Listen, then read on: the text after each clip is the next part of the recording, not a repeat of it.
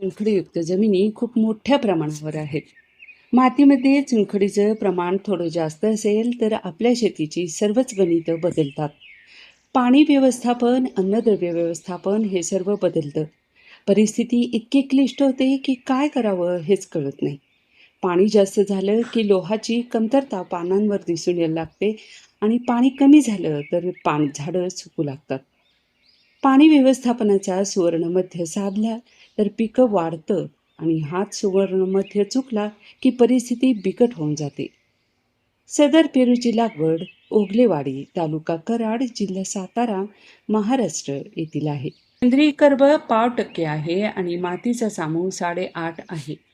हे दोन घटक जे सर्वात महत्त्वाचे आहेत ते येथे विपरीत काम करतात. वाढलेला सामू आणि अत्यल्प असलेला सेंद्रिय कर्ब म्हणजे जमिनीमध्ये जे अन्नद्रव्य आहे ते स्थिर आहे. जमिनीमध्ये बोरॉन या सूक्ष्म अन्नद्रव्याची कमतरता दिसून येते. त्यासोबत दख्खन पठारावर जे आपल्याला नेहमी पाहायला मिळतं ते म्हणजे कमी असलेले नत्राचं प्रमाण इथे देखील दिसून येते. लोह आणि मॅंगॅनीज हे अन्नद्रव्य मातीमध्ये खूप मोठ्या प्रमाणावर आहेत. कॉपर आणि जस्त हे अन्नद्रव्य मुबलक प्रमाण आहेत, पण मातीचा वाढलेला सामू आणि कमी असलेल्या सेंद्रिय कर्बामुळं हेही अन्नद्रव्य पिकाला मिळतील याची काहीच शाश्वती देता येत नाही. चुनखडीयुक्त जमिनीमध्ये काही मूलभूत बाबी आपल्याला लक्षात घेणं गरजेचं आहे. स्फुरद या अन्नद्रव्याचं स्थिरीकरण मोठ्या प्रमाणावर घडत असतं ज्या वेळेला आपण DAP सारखी खतं मातीमध्ये देतो. त्याच वेळेस खतातील स्फुरदाचे मातीतील चुन्यासोबतचे रासायनिक अभिक्रिया होते आणि त्याचे रूपांतर कॅल्शियम फॉस्फेटमध्ये होतं. हे कॅल्शियम फॉस्फेट पाण्यामध्ये विरघळत नाही आणि दिलेली खतं स्थिर होऊन जातात. या समस्येवर कशी बरं मात करावी? आपण ज्या वेळेला पिकास कोणतंही स्फुरदयुक्त खतं देत असतो त्यावेळेला ती खतं शेणखतासोबत मिसळून काही दिवस मुरवून मग पिकाला दिल्यास त्याचे परिणाम चांगले मिळतील.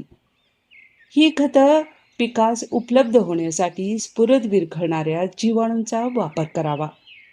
मातीमध्ये कमी असलेल्या सेंद्रिय कर्ब, वाढलेला सामू आणि वाढीव चुनखडीचं प्रमाण यामुळे सूक्ष्म अन्नद्रव्य पिकास उपलब्ध होत नाहीत.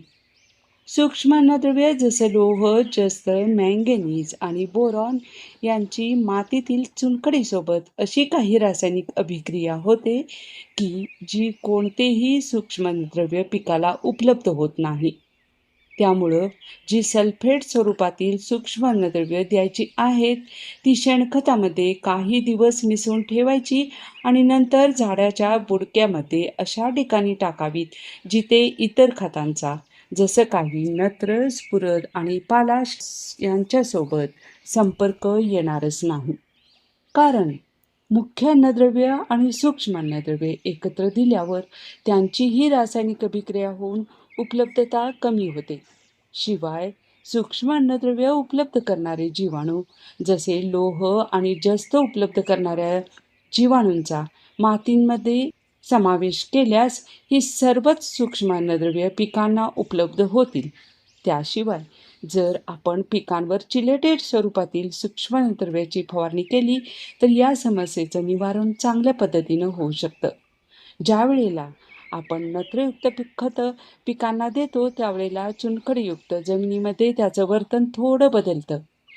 युरिया हा त्वरित अमोनिया निर्माण करणारा म्हणजे वायुरूप धारण करतो आणि पिकाला हे अन्नद्रव्य मिळत नाही. या समस्येचा तोडगा काढण्यासाठी पूर्वीसारखी ही खतं शेणखतासोबत मिसळून मुळीच्या सानिध्यामध्ये द्यावीत. नत्र स्थिर करणाऱ्या जीवाणूंचा वापर नियमित करावा. मातीचा वाढलेला सामू कमी करण्यासाठी आपणास गंधक आणि शेणखत मिसळून पिकाच्या बुडक्यामध्ये द्यावं. मातीमध्ये असलेलं गंधक विरघळणारे जीवाणू हे गंधकाचं रूपांतर सल्फ्युरिक आम्लामध्ये करतात आणि मातीचा सामू कमी होतो. मातीमध्ये कमी असलेल्या सेंद्रिय कर्बासाठी शेणखतास पर्याय नाही. हिरवळीचं खत, कोंबडी खत, कंपोस्ट खत हे सर्व शेणखतास पर्याय होत नाहीत. हा सर्व खटाटोप आपण करतो तो म्हणजे आपली माती सुपीक नसल्यामुळं. मातीमध्ये शेणखत आपण पूर्वीसारखे वापरत असू तर या सर्व क्लिष्ट बाबींचा विचार करावाच लागला नसता. सध्या शेतीमध्ये जीवाणूंची गरज किती आहे हे या उदाहरणांमुळं आपल्याला लक्षात येतंच. जीवाणू दिलेली खतं पिकास उपलब्ध तर करून देतातच, पण मातीचं सामू देखील कमी करणं हे अतिशय क्लिष्ट कृती देखील ते लिहिले या हाताळतात. जय हिंद. विवेक पाटील, सांगली.